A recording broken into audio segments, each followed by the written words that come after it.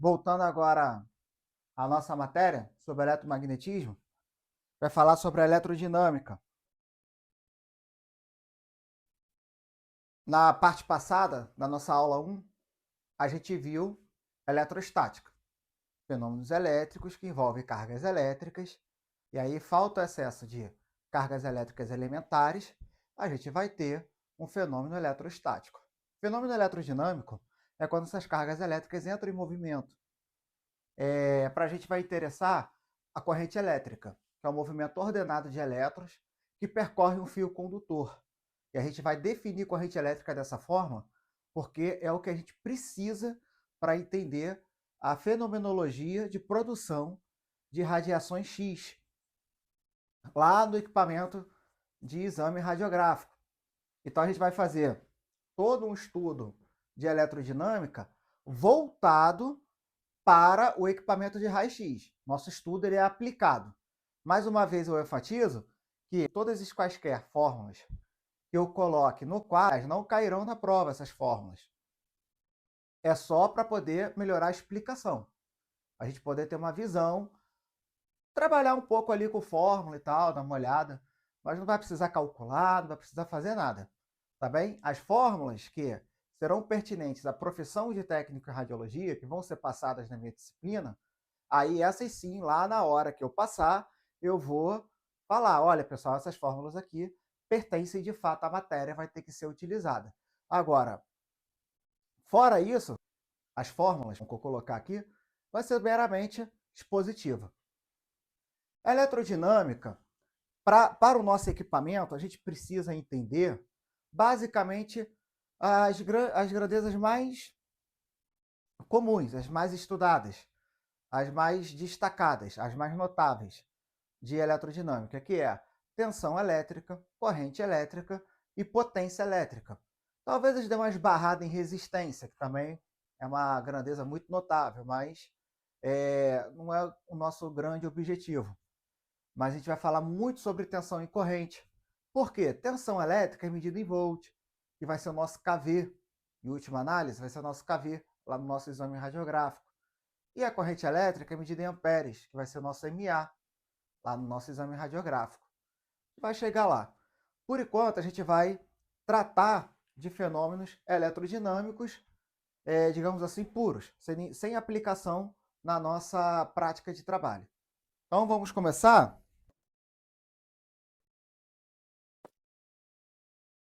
Mais uma vez, as nossas esferas. Agora eu vou representar de modo mais rudimentar e eu vou chamar essas esferas agora de potencial elétrico. Aqui vai ser o meu potencial elétrico positivo e aqui o meu potencial elétrico negativo. Não vou entrar muito em mérito de questão, o que é potencial elétrico, que potencial elétrico é visto em eletrostática, já passou por essa parte da matéria e não é muito... A gente só precisa entender que ele existe. Vou ter aqui dois potenciais elétricos, um positivo e um negativo, e de cara já dá para entender um certo contexto. Eu vou dizer que aqui eu vou ter excesso de elétrons. Por que eu vou ter excesso de elétrons? Porque a carga é negativa. Desse lado aqui, eu já vou ter de cara falta de elétrons. Porque a carga elétrica é positiva. Então aqui eu vou ter vários átomos com elétrons faltando. Aqui eu vou ter vários átomos com elétrons sobrando. E aí vai se sobressair uma carga total negativa e uma carga total positiva. Eu vou chamar isso de potencial elétrico. Se eu estabelecer entre esses dois potenciais, por exemplo, um fio condutor, se eu estabelecer entre eles um fio condutor, fazer dessa forma, um fio condutor qualquer, tá bem? Vou destacar. Se eu estabelecer entre eles os fios condutores, eu consigo de cara analisar duas coisas. Primeiro, já vou direto ao assunto, sem o porquê. Ao estabelecer esse contato físico do fio condutor ao potencial positivo e também ao potencial negativo, eu vou ter um corpo com propriedade elétrica, que eu vou dizer que ele é condutor. É sempre uma esfera metálica, meus exemplos. E um outro corpo condutor. Entre esses corpos, eu vou ter uma ligação entre eles com outro corpo condutor também, que é o fio condutor metálico. Geralmente é cobre, fio condutor de cobre. Vou ter um fio condutor e vou ter duas esferas condutoras.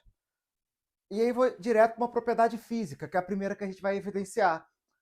Todo corpo que é condutor, que esteja em contato físico com outro corpo, nesse caso aqui eu vou ter um sistema físico utilizando esfera condutora, fio metálico, esfera condutora, esses três corpos são condutores e pelo fio metálico os três acabam estando em contato físico. Eletricamente falando, isso é importante, eletricamente falando, eu vou dizer que este conjunto aqui, esse meu sistema físico aqui, vai ser um único corpo. Então, quando eu colocar um condutor, uma esfera metálica, condutor, fio condutor, em um outro condutor, outra esfera metálica, e colocar os três mutuamente em contato físico, eu vou considerar esses três corpos como um único corpo, eletricamente falando. Fisicamente ainda são três, esfera, fio e esfera. Mas eletricamente é um único corpo. Bom, e aí vem a nossa primeira análise. Aliás, vem o nosso segundo item, que a gente vai analisar. Então, eu vou ter, em primeiro lugar, um único corpo condutor, e eu vou ter também agora um campo elétrico estabelecido no fio condutor. Vou ficar pulando essa parte de explicar o porquê que se estabelece o campo elétrico no fio condutor. Mas vai se estabelecer um campo elétrico no fio condutor. Sendo este aqui um único corpo e eu tendo interação de campo dentro desse fio, no interior desse fio, ou enfim, no fio como um todo, esse excesso de elétrons que está aqui vai tender todos esses elétrons, aliás, esses elétrons vão tender a se deslocar a esse potencial positivo, a fim de anular essa falta de elétrons desse lado. Esse sistema vai tender ao equilíbrio eletrostático. Esses elétrons aqui vão vir para cá, já que isso aqui é um único corpo, então ele teria um caminho, digamos dessa forma, tá? Um caminho livre a ser percorrido, para poder anular essa falta de elétrons desse lado. Bom, apesar de eu ter mencionado agora há poucos segundos, o termo eletrostática, o que eu vou ter aqui são cargas elétricas, que serão elétrons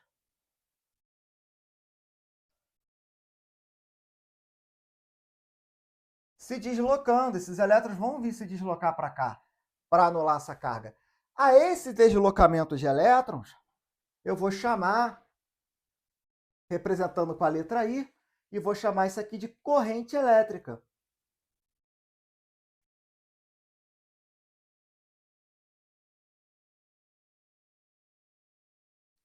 A corrente elétrica vai ser, até agora para a gente, o caminho percorrido, perdão, vai ser o caminho não, o caminho fio condutor. Ou o circuito elétrico, quando a gente for lidar de modo mais complexo. A corrente elétrica ela vai ser o deslocamento ordenado de elétrons por esse fio condutor, a fim de anular essas cargas que são positivas. E aí não é só isso. Eu vou dizer que de modo arbitrário, eu vou considerar essa partezinha aqui. Nos livros de física, eles falam secção transversal de um fio condutor. A minha eu vou querer só essa parte aqui. Nessa parte aqui, que é o contato do fio condutor com a esfera, vai ser o meu ponto de referência. Eu vou contar em função de um tempo, um ΔT qualquer, eu vou contar em função de um tempo, vou pegar o relógio ali e vou ficar contando. Quanto de carga elétrica passa aqui? Eu vou representar a carga elétrica com a letra Q. Como eu vou estar falando de carga elétrica negativa, vou dar a mesma cor que eu estou usando ali para o elétron, tá bem? Então, vou querer isso aí. Vou querer saber a carga que passa aqui por segundo. A essa carga que passa ali por segundo, eu vou dar um nome de corrente elétrica. E é de intensidade de corrente elétrica. Então, vou dar um nome de corrente elétrica para o movimento ordenado de elétrons em função de um tempo. E como eu vou fazer a contagem desses elétrons se deslocando? Pegando arbitrariamente um ponto do meu trajeto e contando quantas cargas elétricas passam por segundo. Carga elétrica, inevitavelmente, vai ser um conjunto de elétrons. Essa carga elétrica aqui, eu posso dar a essa fórmula. Já vou comentar essas fórmulas. N e menos. Já vou chegar lá. Então, vou pegar a quantidade de elétrons que passa por aqui por unidade de tempo e vou atribuir a essa análise quantitativa, vou atribuir o nome de corrente elétrica. Então, corrente elétrica é o movimento ordenado de elétrons por um fio condutor, que no nosso caso vai ser fio condutor, em função de um dado tempo. E aí seria a quantidade desses elétrons se deslocando. Bom, a carga elétrica, eu vou atribuir, já olhando aqui para a fórmula, né? Eu vou atribuir carga elétrica porque seria muito difícil enfim, ia ser um desprendimento de energia, digamos assim, né? Seria muito difícil eu calcular quantos elétrons exatamente vai passar aqui por segundo. O tempo, para a unidade de medida de tempo, eu vou dar o S de segundos, tá bem? De acordo com o sistema internacional. Então, vamos lá. Seria muito difícil eu contar quantos elétrons, são milhares, milhões de elétrons passando por aí. Mas eu consigo saber uma carga. E em função dessa carga, que é a carga total, essa carga aqui total, em função do tempo, eu já descubro a corrente. Só que eu consigo indiretamente calcular quantos elétrons de fato passam ali por segundo. Diretamente é quando eu vou lá e verifico com o instrumento que tem a carga elétrica passando aqui em função de um tempo. Indiretamente é quando eu verifico calculando. Então, indiretamente, eu consigo saber quantos elétrons tem. Por quê? Isso aqui não é a carga elementar do elétron, que vale menos 1,6 vezes 10 a menos 19?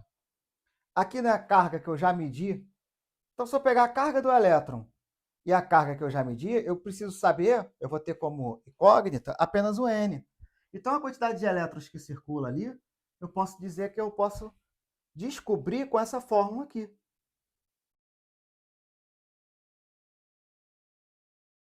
Eu vou pegar a carga total que passa ali por segundo, vou dividir pela carga elementar do elétron, e aí eu sei quantos elétrons passou ali por segundo.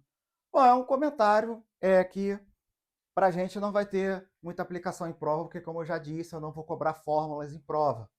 Mas aqui eu vou ter um movimento ordenado de elétrons em função de um tempo. Isso é corrente elétrica. Isso aí a gente vai ter que entender. De corrente elétrica, não tem muito o que se comentar, que eu vou aplicar esses conhecimentos de corrente elétrica que está adquirindo aqui numa representação, por enquanto vai ser uma representação, de uma ampola produtora de raios X, ou de fótons de radiação X. Vou falar então agora sobre tensão elétrica.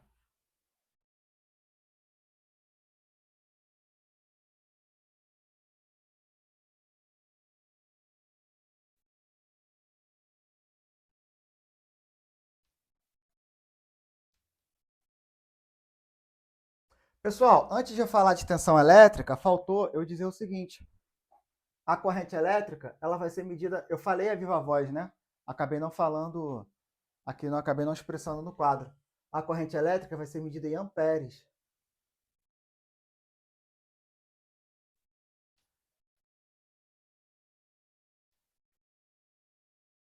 Vai ser representado pela letra A, em homenagem a André Marie Ampère, que foi um físico francês. Tensão elétrica vai ser medida em volt, em homenagem ao físico italiano Alessandro Volta, Alexandre Volta, agora não lembro. Volt, com a letra V. Essas são as unidades de medidas, tá bem? Então, unidade de medida de tensão elétrica é o volt, unidade de medida de corrente elétrica é o ampere. Então, vou redesenhar as minhas esferas condutoras carregadas eletricamente. Agora, vou desenhar um fio condutor reto, porque o que me interessa é entender agora questões relacionadas à tensão elétrica. Aqui eu desenhei o fio com um formato aleatório para vocês entenderem que, seja qual for a forma que o fio esteja disposto em um circuito elétrico, a corrente vai circular por ele do mesmo modo que se ele estivesse disposto de um outro jeito qualquer. Aqui, então, eu vou ter falta de elétrons com essa cor. E aqui eu vou ter excesso de elétrons com essa cor. Aqui eu vou ter falta de elétrons com essa aqui. E aqui é o meu fio condutor. Fio condutor. Vou tentar respeitar as mesmas cores, que aí eu não vou precisar ficar poluindo o meu desenho escrevendo quem é o quê. Bom, aí eu tenho aqui falta excesso de elétrons, eu vou ter estabelecido sobre esse sistema físico uma corrente elétrica I. Eu vou desenhar aqui o meu elétronzinho chegando. O elétronzinho se deslocando para cá, a fim de anular essas cargas. Vão ser vários elétrons, né? E arbitrariamente eu vou entender aqui como meu ponto de secção transversal, que eu vou contabilizar essa corrente elétrica, vou quantificar ela. Agora, o que seria tensão elétrica? Eu não vou entrar em muito mérito de questão de cálculo, nada não, porque a gente precisa entender realmente o conceito. Vou ver se eu pego uma cor aqui diferente. Como eu vou estar falando de algo diferente, pegar uma cor diferente, mas bem parecida com essa aqui, mas tudo bem.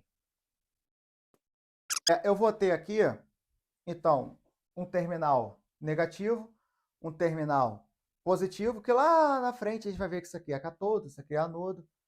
Eu vou transformar isso tudo em uma ampola de raio-x no final. Então, eu vou ter esses dois segmentos aqui, potencial elétrico negativo, potencial elétrico positivo. Bom, independentemente da mensuração que eu venha a fazer, ou de modo mais simplista falando, independentemente do valor do meu potencial, valor numérico, valor absoluto, valor do módulo, lembrando que potencial elétrico não é uma grandeza vetorial, é uma grandeza escalar. Mas, enfim, se eu tiver um potencial aqui positivo e um potencial elétrico aqui negativo, independentemente dos valores atribuídos, todo mundo vai concordar comigo em dizer que eu vou ter um potencial diferente aqui. Aqui eu vou ter um potencial positivo, diferentemente daqui que eu vou ter um potencial negativo. Então, de modo muito simplista, eu vou reduzir isso tudo e dizer que aqui eu vou ter uma DP. E, pessoal, geralmente quem estuda química, né, química 2, vê muito esse termo, DTP. Em física também cai no ensino médio, DTP. Diferença de potencial. Aqui eu vou ter um potencial diferente daqui, dependente dos valores. Esse para a gente não vai ser importante, o importante é a teoria.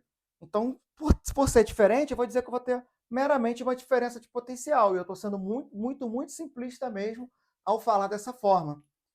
E qual é a moral da história?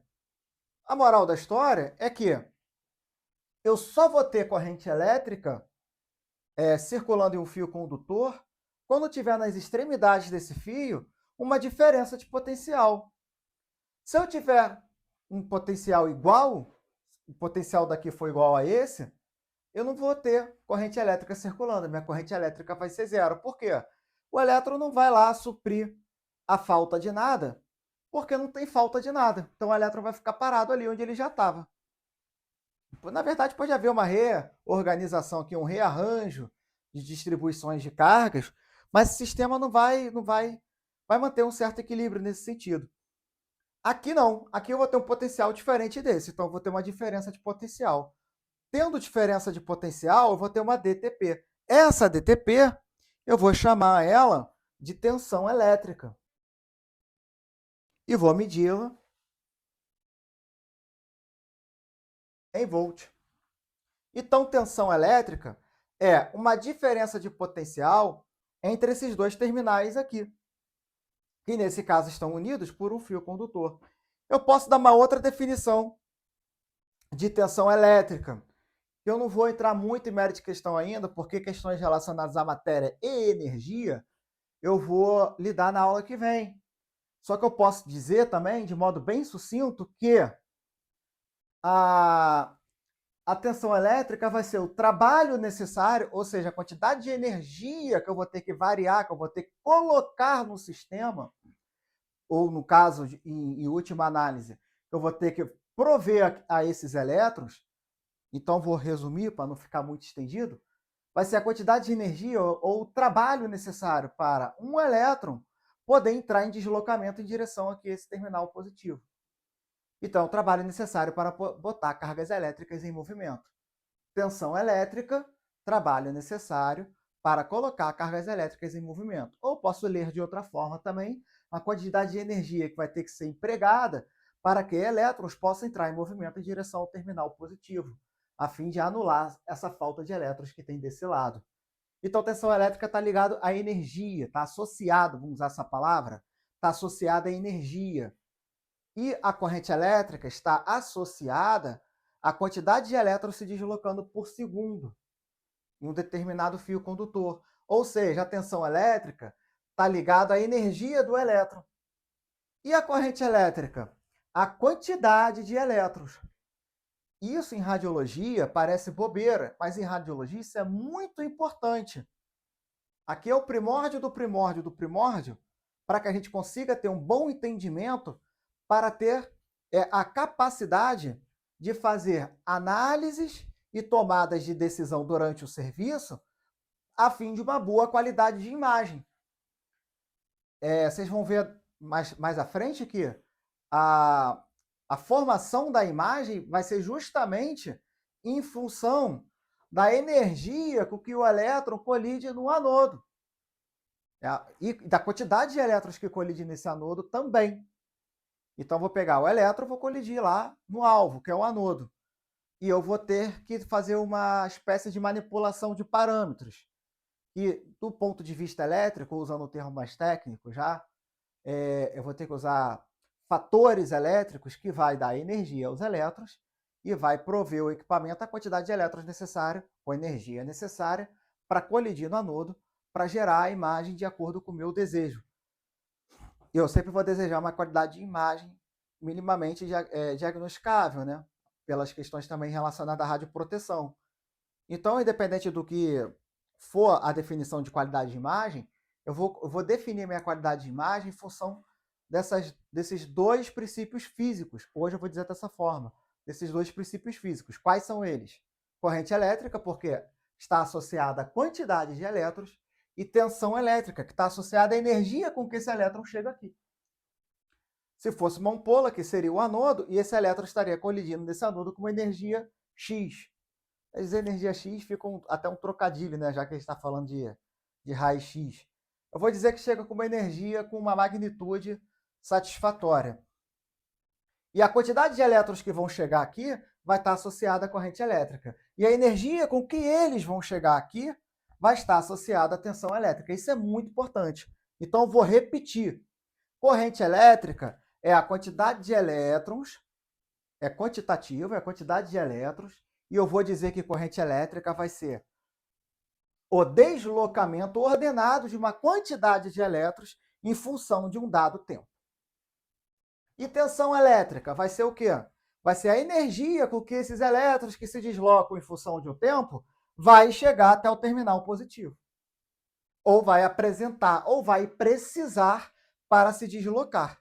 E aí aqui eu estou considerando que não tem efeitos dissipativos, ou seja, não vai ter perda de energia ao longo do trajeto, então a energia que ele sair aqui vai ser a mesma que ele vai chegar aqui. A energia aqui nesse sistema físico meu hipotético iria se conservar, porque eu não vou ter nenhum efeito dissipativo. Aqui é a mesma coisa, a quantidade de elétrons que vai sair aqui vai ser a mesma que chega aqui. E aí também a quantidade de elétrons se conserva. A que sai daqui é a que chega aqui. É o que acontece na nossa ampola. Há efeitos dissipativos? da energia do elétron na ampola, mesmo ela sendo um vácuo, não tendo presença de gás? Sim, sempre haverá. Se a gente fizer uma análise, sempre haverá. Durante o trajeto vai ter uma certa dissipação de energia inevitável, enfim, ali é uma realidade. Agora, a quantidade de elétrons que vai sair do meu catodo, praticamente vai ser a quantidade de elétrons que vai chegar no meu anodo. Então, usando aqui que está um desenho mais simples, aqui sendo o catodo, eu vou ter um monte de elétrons vindo para cá por segundo. Isso eu vou dar o nome de corrente elétrica. E para a tensão elétrica, eu vou dizer que a energia com que esses tantos elétrons por segundo chega até aqui, a energia atribuída. Então, tensão e corrente vai ser, na realidade, uma associação entre dois parâmetros que digamos assim, se dialogam. Quando eu tiver corrente elétrica, necessariamente eu tenho uma tensão. Eu preciso ter tensão elétrica para ter corrente elétrica no circuito. Não há como eu ter diferença de potencial zero e um deslocamento de elétrons ao mesmo tempo. Isso não vai acontecer. Necessariamente eu vou ter que estabelecer uma diferença de potencial, que é o que o gerador de alta tensão do equipamento radiográfico vai fazer. Aliás, ele vai estabelecer isso aqui na ordem de kV, e aí lá na aula de matemática no uso dos prefixos, a gente viu que o quilo está associado a 10 ao cubo, ou seja, pegar um dado número e multiplicar ele por 1000. Então, o gerador de alta tensão vai multiplicar essa tensão elétrica a valores na ordem de 1000. E isso vai, em última análise, a gente vai aprender isso com calma, vai ser traduzido em uma forma de energia para impulsionar esses elétrons para cá. E aí eu vou ter um deslocamento ordenado de elétrons. Um deslocamento ordenado de alguns elétrons em função de um tempo. Aí eu vou ter uma corrente elétrica também. Então, eles são diretamente relacionados. Eu não tenho como desassociar uma coisa da outra. Quando eu estiver lidando com corrente elétrica ou com tensão elétrica, inevitavelmente, de modo recíproco, eu vou estar lidando com a outra unidade. Se eu estou lidando com tensão, inevitavelmente eu vou esbarrar em corrente. Se eu estiver lidando com corrente, inevitavelmente eu vou esbarrar em tensão. Um está meio que em relação ao outro. E aí eu vou encerrar esse quadro falando de potência elétrica. A potência elétrica, a unidade de medida é o watt.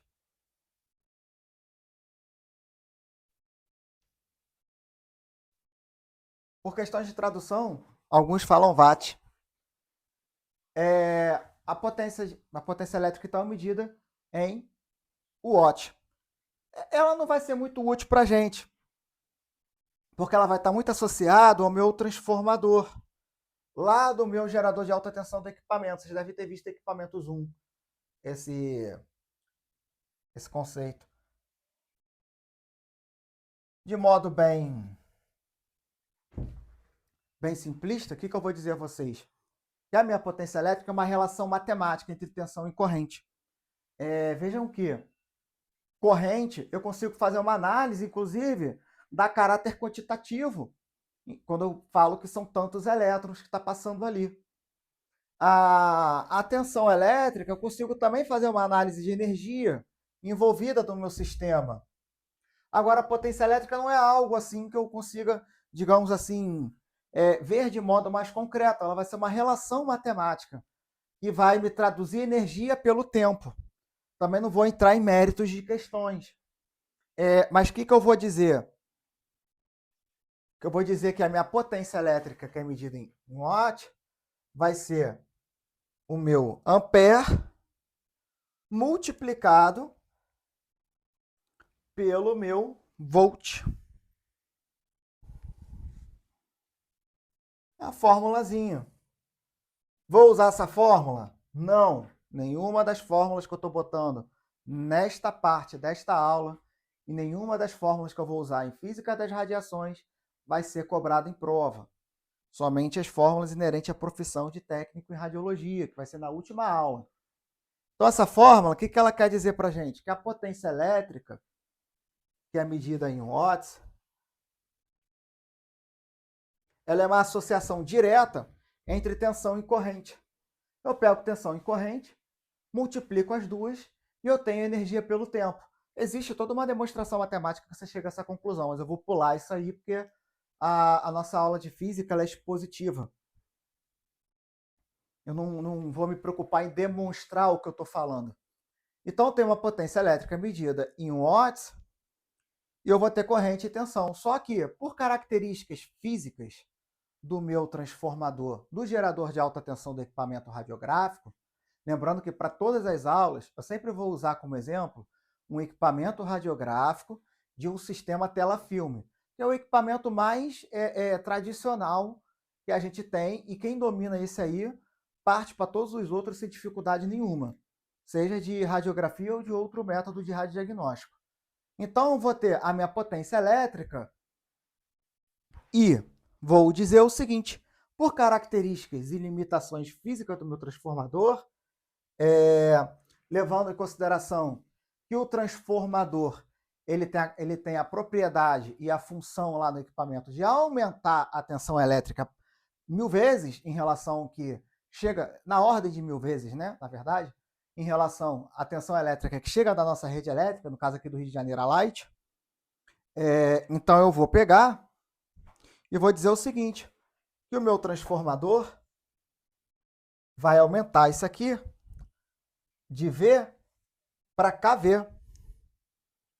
Só que isso tem um custo. O transformador ele tem associado a ele uma potência primária.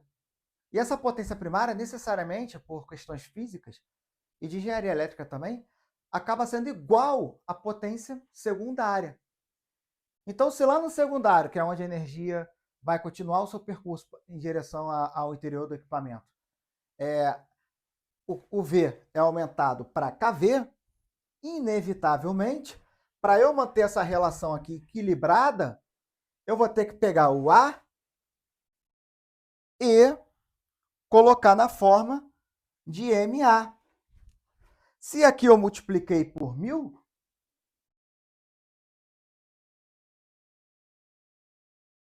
para eu ter esse equilíbrio, aqui eu vou ter que dividir por 1000.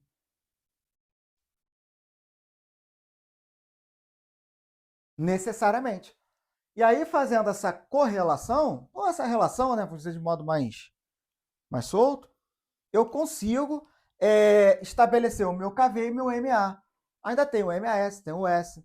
A gente vai aprender também aqui questões relacionadas à distância. A gente vai falar muito da lei do inverso do quadrado da distância. A gente vai falar muito sobre isso. Só que isso não é para agora. O que interessa agora é isso aqui. A fórmula da potência elétrica, ela é trivial para a gente poder entender da onde surge o KV e o MAS. E que, de fato, é o primeiro ganho que a aula 1 de Física das Radiações, que eu estou atribuindo para eletromagnetismo, lembrando que essa parte de eletromagnetismo, na verdade, aqui é um complemento da matéria de física quântica que a gente viu lá. Eu estou fazendo observações em relação a isso. Essa aula, o nosso grande ganho é isso aqui. Entender por que é KV e por que é MA. Porque física trabalha com isso mesmo. A física é o porquê das coisas. Claro, tem outras definições também de física, mas a gente acaba entrando no mérito de questão do porquê que aquilo ali acontece. E para a gente, por que então a gente vai lidar com KV e com MAS se a Light fornece para a clínica ou para o hospital tensão elétrica em volt e, por consequência, corrente elétrica é associada em ampere. Mas o transformador do equipamento vai fazer isso aqui. Vai aumentar isso aqui para 1000 vezes.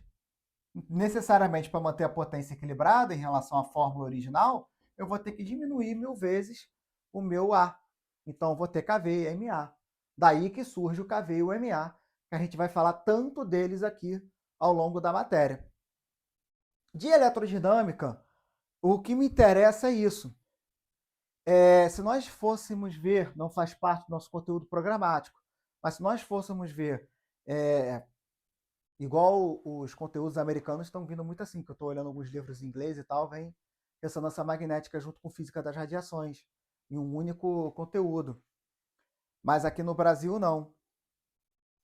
Então, física das radiações para a gente vai ser radiação X, que é produzido na eletrosfera do átomo. Ah, tem interação também de elétrons com o núcleo. Tudo bem, mas está diretamente relacionado à transição eletrônica. É muito mais eletrosfera do que núcleo. Tanto que nas outras partes da matéria, quando eu desenhar um átomo, eu vou representar o núcleo como uma esfera e nem vou dizer o que tem ali. Vou passar batido por isso. Por quê? Porque não interessa núcleo. A única coisa do núcleo que interessa é que tem que estar ali. Senão não é átomo. Mas fora isso, a gente não vai ver nada de núcleo. Se fosse ressonância magnética, já seria um fenômeno de física nuclear também. Tem outros envolvimentos, mas por que eu estou falando isso? Porque o fenômeno de ressonância magnética nuclear, ressonância vem lá da ondulatória. Nuclear do núcleo do átomo e magnético vem de fenômenos magnéticos. A gente está lidando com eletromagnetismo. Então, vou ter também fenômenos magnéticos envolvidos aqui, que também serão produzidos. Porém, não vou também entrar em mérito de questão em eletrodinâmica, e nem em eletromagnetismo como um todo. Não vou falar sobre magnetismo. Não vou falar, na verdade, de eletromagnetismo da matéria, entre outras coisas, porque não faz parte da nossa ementa. Tá bem? Só por isso. Para a gente, o interessante é isso aqui. É corrente, tensão e potência. Potência menos. Porque na verdade, que a gente vai trabalhar com essa relação aqui de KV e MA, e aí quando a gente começar a operar as fórmulas de KV e MA, e MAS também e tudo mais, daqui a pouco vai entrar o fator S aqui, nas próximas aulas, a gente vai entender de onde veio isso. É isso, pessoal. O nosso conteúdo vai se encerrar por aqui. Eu já dei uma boa complementação de eletromagnetismo, que vai ser útil para o entendimento das outras aulas.